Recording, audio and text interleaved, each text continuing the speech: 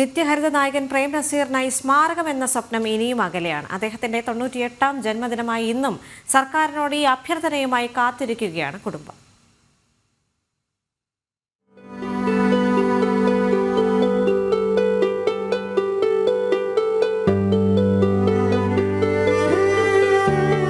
മലയാള സിനിമയിലെ നിത്യവസന്തം പ്രേം നസീറിന്റെ ജന്മദിനമാണിന്ന്.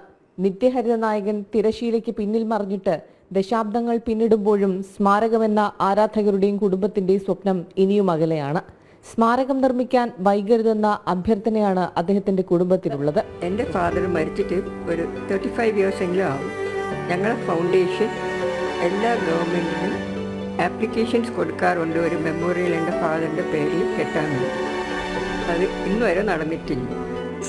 എൻ്റെ ഡാഡിയുടെ 98ാമത്തെ പിറന്നാൾ ഇന്നാണ്.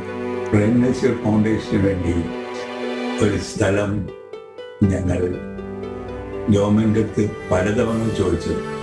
ഈ ഗവൺമെൻറ് ഞങ്ങൾക്ക് സ്ഥലം തരുമെന്ന് ഞങ്ങൾ പ്രതീക്ഷിക്കുന്നു. മരണപ്പെട്ടതിന്റെ പിറ്റേ ദിവസം ജന്മനാട്ടിൽ കൂടിയ അനുസ്മരണ സമ്മേളനത്തിലാണ് ആദ്യമായി സ്മാരകമെന്ന ആവശ്യമുയർന്നതും ഭരണാധികാരികൾ ആവശ്യം അംഗീകരിച്ചതും.